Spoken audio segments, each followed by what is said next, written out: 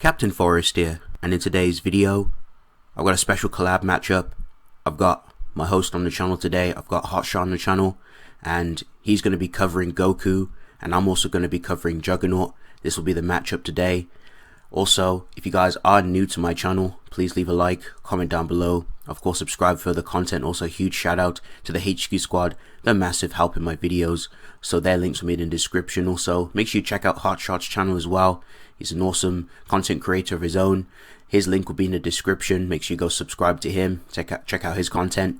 But yeah, I'm going to go ahead and pass the mic over to Hotshot. He's going to go ahead and cover Goku. Then after that, I'm going to go over Juggernaut, and then I'm going to chop it up from there. We're going to give our final thoughts near the end of the video.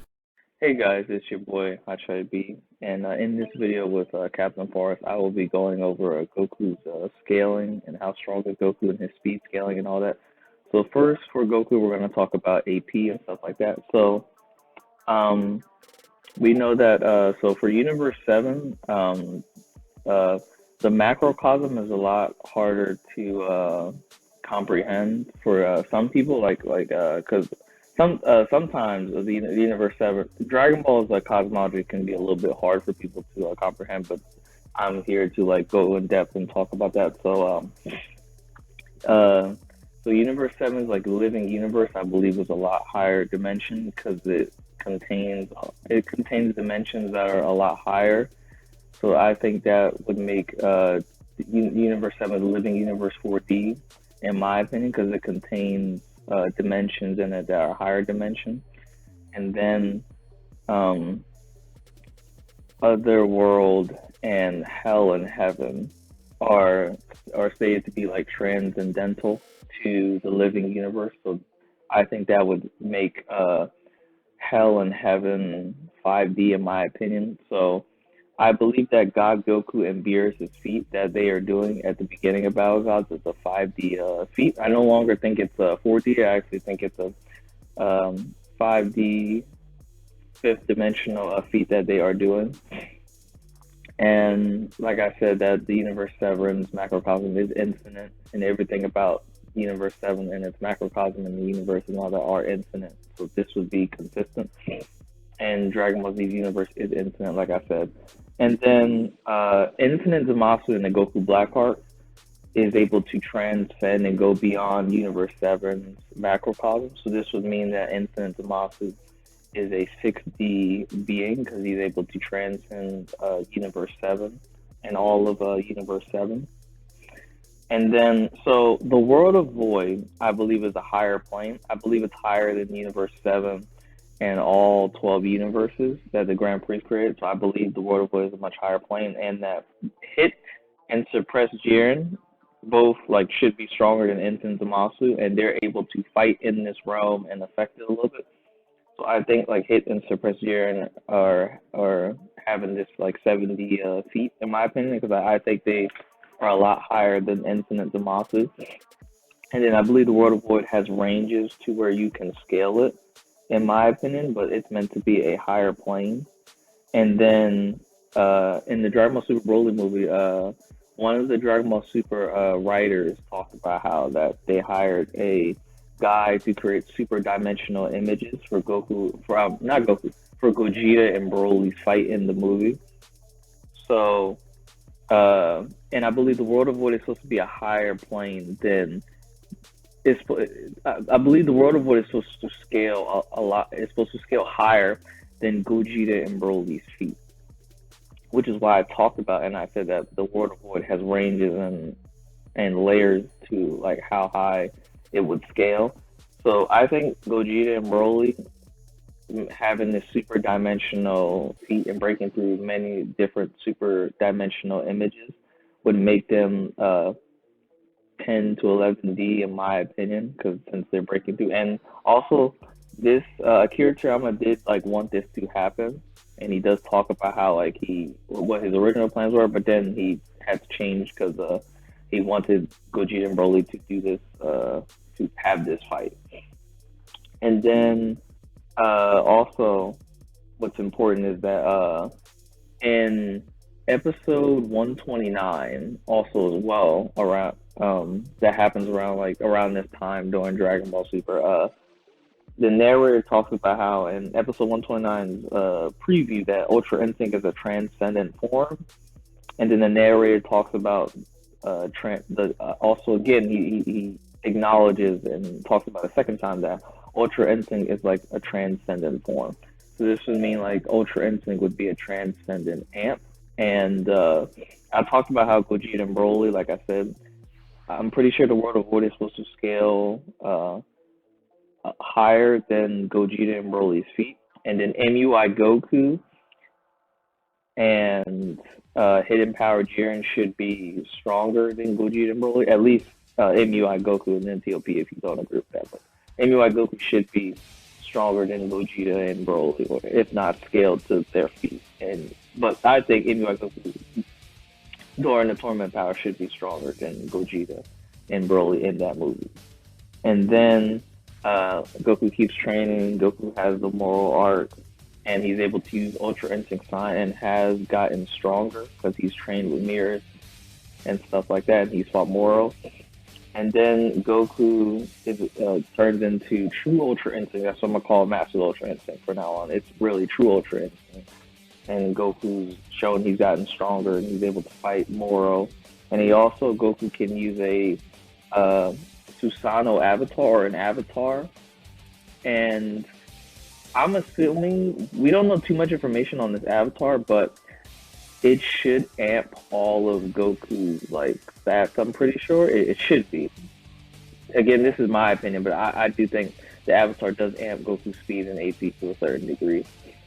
Like I don't think Goku would use it and it wouldn't amp him like in any way, in my opinion. And then we have the Granola arc, and Goku's still training with Whis and still gets stronger, and he fights Gas and Granola. And through Goku's battle with Gas, he's able to better use True Ultra Instinct. And Goku was able to move with going into speed now.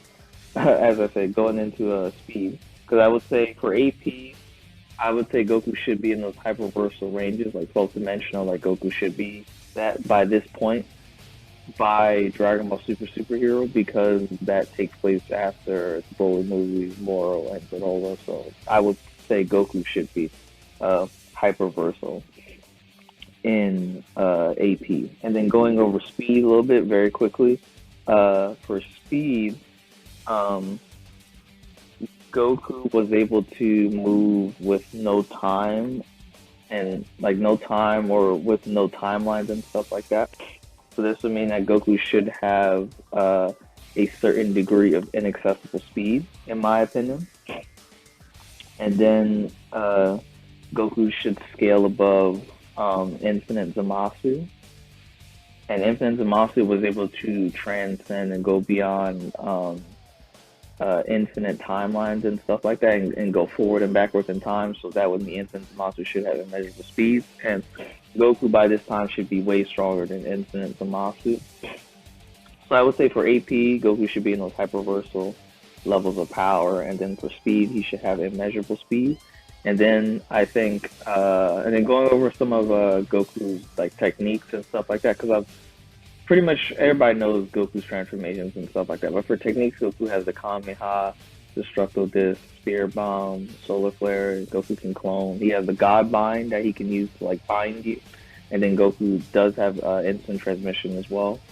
So yeah, that's all. That's the coverage for Goku from my end. I'll pass it back to Captain to give his thoughts on everything. Okay, so I'm going to go ahead and start off with Juggernaut and talk about some of the things that he has and shown over the years in terms of feats.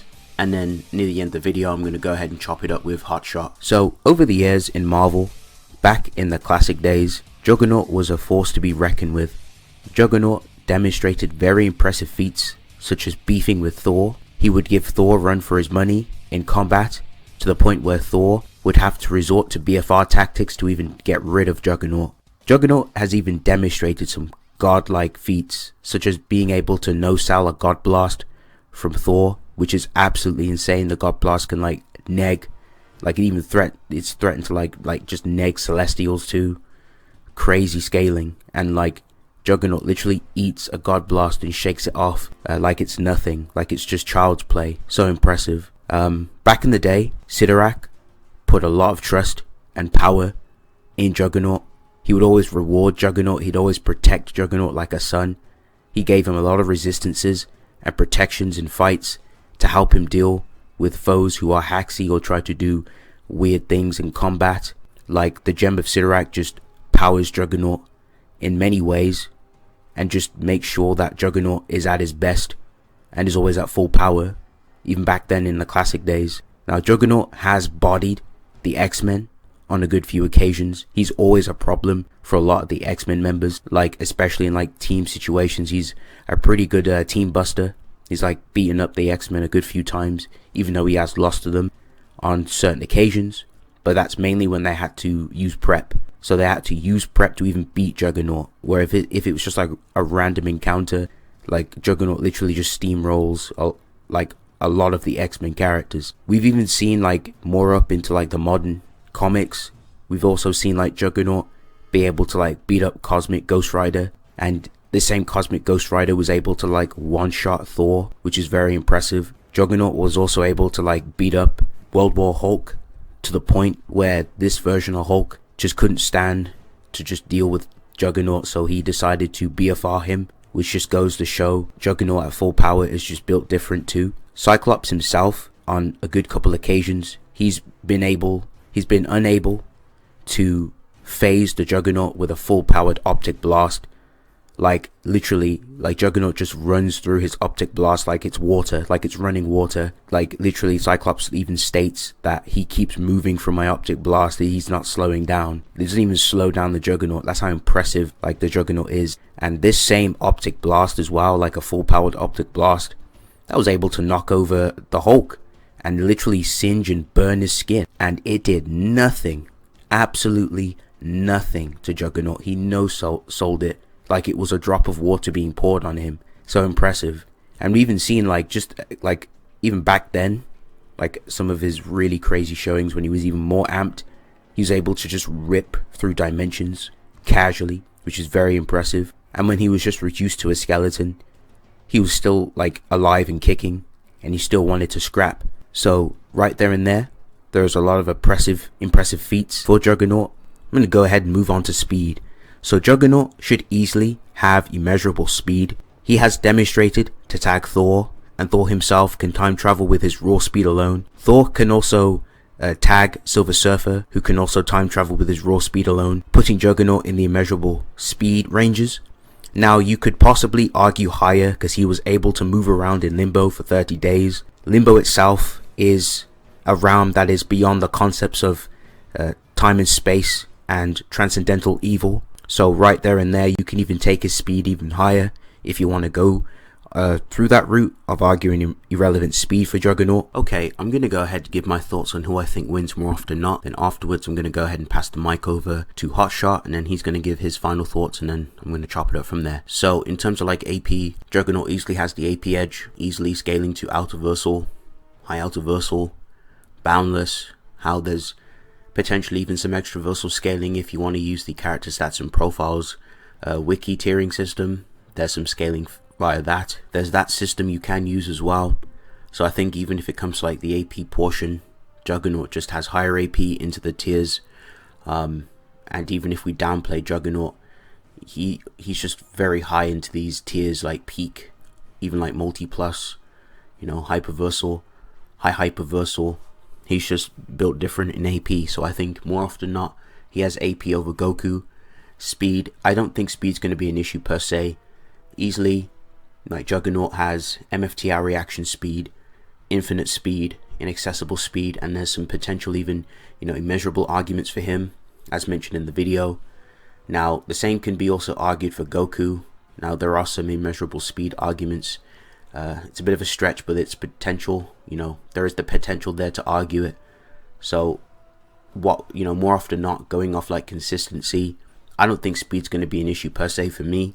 I think they'll be able to react to each other just fine. Now, when the fight starts initially, Juggernaut's going to have the AP advantage. He's going to be charging in, trying to punch Goku. Now, yes, Goku may lack in AP, but he doesn't lack in other areas. Now, since speed isn't an issue, and I personally don't see Goku getting blitzed, I think Goku has a lot to work with. Goku's actually very skilled. He's very tactical. His battle IQ is pretty insane. I think it's a lot better than Juggernaut's. I think Juggernaut isn't that smart. He's not the brightest tool in the shed. I think Goku has a lot of awareness in combat. So if he starts like using like key attacks or the Kamehameha on Juggernaut, Juggernaut is going to steamroll through the Kamehameha. His armor from Sidorak, you know, the Sidorak magic, it's like fundamental, and it can take these types of attacks on all these types of levels. So I don't think that's going to slow down Juggernaut in any capacity. I think Goku will realize that Juggernaut is just powering through his Kamehameha, and he's gonna like obviously teleport away and like disband and just abandon the offense, and then he's gonna try to start using more forms, and then he's gonna try and ramp it up in combat. He's gonna reach, obviously hit the pinnacle of his forms and transformations. He's gonna try key attacks. He noticed that Juggernaut cannot fly. Obviously Juggernaut's on the ground. He's just gonna start like raging at him, but Goku will pursue Juggernaut. But once he starts to see like his attacks just ain't doing anything to him, Goku will resort to using things like Ultra Instinct, Master Ultra Instinct, which also gives him like really good instinctive reaction and just a type of fundamental awareness, like a type of oneness, which I think will actually help him in combat.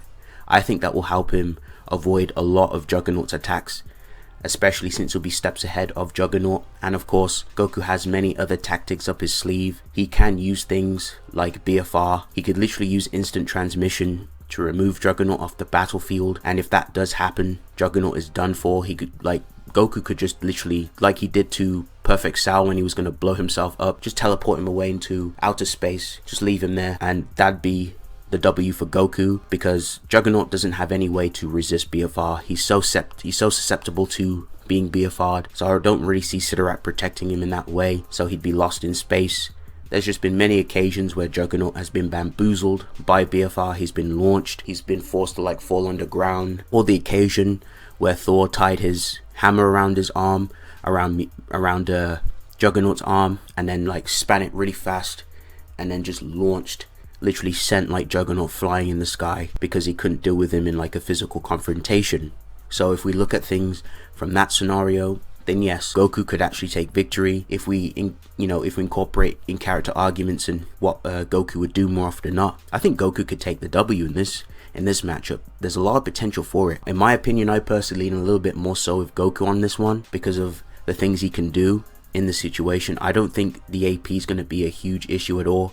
Even if Goku doesn't have AP, he has other avenues to take victory and beat Juggernaut. But of course, Juggernaut's biggest win con is his AP. If he touches Goku's not careful, Juggernaut will squish him like a bug. Juggernaut will literally break him like a chicken wing. So it just depends on what you think will happen more often than not in a cross-verse situation. Me personally, I have to lean a little bit more so with Goku. I think Goku does have different tactics, many ways to defeat Juggernaut. Goku's not stupid. He's shown on many occasions to use his intelligence in a lot of combat situations, even against opponents he struggles against. So Goku, his battle IQ, other ways and other tactics, instant transmission, and since I don't think speed's going to be an issue per se, I definitely think Goku would take victory more often than not.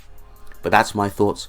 I'm going to go ahead and pass the mic over to Hotshot, and then he can give his own interpretation on who we think wins more often than not in a cross-verse situation. I would say my final thoughts on Juggernaut versus Goku is I think Juggernaut wins because he outscales Goku massively. I don't think Goku has shown enough yet to prove that he can massively keep up with Juggernaut. Juggernaut has fought many people way beyond who Goku has fought, so I would say in terms of AP and strength, Juggernaut severely scales way above Goku. And I would say in terms of speed, I think Goku's fast enough to keep up with Juggernaut, even though Juggernaut might be slightly faster, but I do think Goku is fast enough to keep up with Juggernaut, and they could be on par in speed, but I think Juggernaut wins because he's shown to fight people way stronger than Goku. He can go through the God Blast, has fought people like the Thing, has given people like Thor and Hulk trouble, and Hulk has a hard time putting down Juggernaut. So yeah, I would say my final thoughts are I think Juggernaut beats Goku in my opinion. But I'll throw it off back to Captain. Okay, so that's going to round up everything. Thank you guys for watching. Huge shout out to my guest, of course, Hotshot. Much appreciated. Nice to have him on the channel. And of course, thank you guys for watching. If you guys enjoyed this video, please leave a like, comment down below, and of course subscribe for further content. It's been real. I'll see you guys in the next one. Peace.